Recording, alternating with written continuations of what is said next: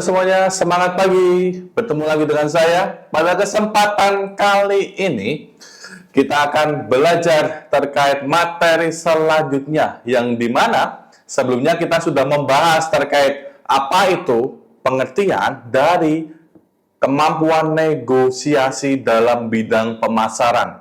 Yang dimana sebelumnya telah saya sampaikan, kemampuan negosiasi erat kaitannya memiliki sebuah hubungan ataupun korelasi terhadap pekerjaan marketing. Baik Anda sebagai seorang marketing, ataupun sebagai seorang manajer marketing, ataupun sebagai seorang staff marketing.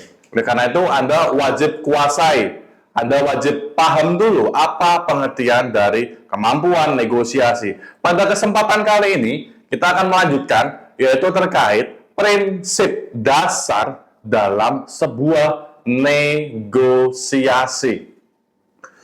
Sebelum belajar lebih jauh, teman-teman atau Anda perlu memahami terlebih dahulu terkait prinsip dalam sebuah negosiasi. Prinsip tersebut wajib dipegang erat atau Anda pegang erat dalam kondisi apapun yang akan terjadi. Karena hal tersebut mampu meningkatkan efek positif pada diri Anda, terhadap diri Anda dari lawan bicara Anda ataupun dari calon klien Anda. Prinsip penting negosiasi terdapat 4 yang perlu Anda pahami, yang perlu Anda kuasai. Anda wajib memahami serta menguasai, serta selain itu wajib untuk dipraktikkan saat Anda bertemu dengan calon klien Anda untuk bernegosiasi terkait sebuah produk ataupun sebuah jasa. Mari kita mulai dengan prinsip dasar yang pertama, yaitu pisahkan orang dari masalah. Ini yang perlu diperhatikan. Dalam negosiasi, emosi kita seringkali terpancing apabila kita berunding dan belum memiliki kata sepakat. Hal tersebut akan menimbulkan rasa emosi ataupun rasa emosi kita akan perlahan-lahan naik dan lain sebagainya. Oleh karena itu, Anda sebagai seorang negosiator handal ataupun seorang marketing harus mampu mengontrol emosi Anda dan memisahkan masalah pribadi Anda kepada si calon klien Anda. Apabila Anda saat ini terdapat atau memiliki sebuah masalah pribadi, Anda harus pisahkan untuk sementara waktu, atau Anda harus lupakan untuk sementara waktu. Jangan Anda bawa ke meja negosiasi dengan calon klien Anda, karena hal tersebut akan membawa dampak buruk ataupun dapat memicu konflik baru akan muncul antara Anda dan calon klien Anda. Yang dimana apabila Anda membawa nama perusahaan Anda pun namanya akan buruk di mata calon klien Anda.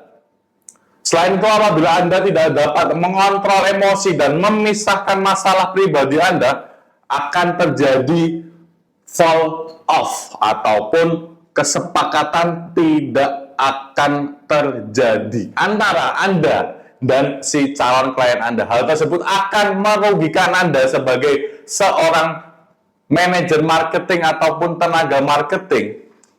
Padahal tujuan Anda untuk bernegosiasi itu untuk menjualkan produk Anda, untuk menawarkan jasa Anda. Sedangkan kalau Anda tidak mampu mengontrol emosi Anda, kesepakatan tidak akan pernah tercapai. Oleh karena itu, untuk menghindari hal tersebut, Anda mampu mempersiapkannya dengan matang, mempersiapkan dengan baik, dengan mengumpulkan segala informasi tentang orang yang terlibat dalam negosiasi Anda, mulai dari karakter ataupun tujuannya. Oleh karena itu, dengan mengetahui segala informasi yang Anda dapatkan terkait orang yang Anda ajak negosiasi, Anda akan lebih mampu menguasai jalannya negosiasi. Pada intinya, persiapkan diri Anda, persiapkan mental Anda dan fisik Anda untuk bernegosiasi. Prinsip yang kedua yaitu fokus terhadap tujuan. Ingat, Anda sebagai seorang manajer marketing ataupun tenaga marketing, wajib tahu dulu tujuan Anda apa. Fokus Anda harus pada tujuannya saja. Ketika negosiasi berlangsung, seringkali muncul perdebatan tentang siapa yang harus mendapatkan apa dan sebaliknya. Perdebatan tersebut akan membuang waktu Anda dan mempengaruhi keberhasilan dalam proses negosiasi. Pasalnya, masing-masing pihak bersikeras terhadap pendapatnya sendiri ataupun si calon klien ini tidak setuju dengan klaim Anda. Klaim dalam artian produk Anda itu yang paling baik di antara produk yang lainnya. Nah, hal tersebut akan memicu sebuah perdebatan.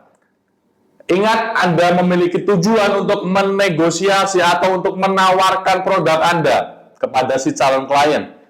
Carilah jalan keluar atau jalan tengah yang baik supaya tidak memicu sebuah konflik baru antara calon klien Anda dengan Anda sendiri sebagai seorang pekerja marketing, manajer marketing, ataupun staff marketing. Untuk mendapatkan titik kompromi, seorang negosiator harus bisa melihat dan mengidentifikasi sebuah kepentingan. Pada intinya, carilah jalan tengah yang dapat menguntungkan Anda dengan pihak yang lainnya atau calon klien Anda.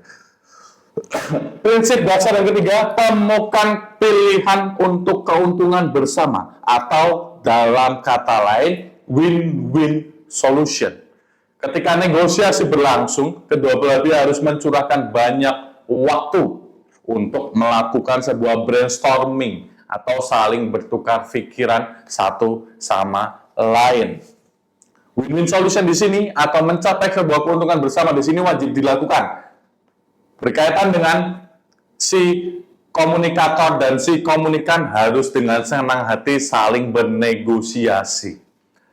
Sebagai seorang marketing, apabila Anda menegosiasikan terkait harga Anda di X, kemudian si komunikan atau si calon klien Anda ini menegosiasikan ternyata dia tidak setuju dengan harga yang Anda berikan.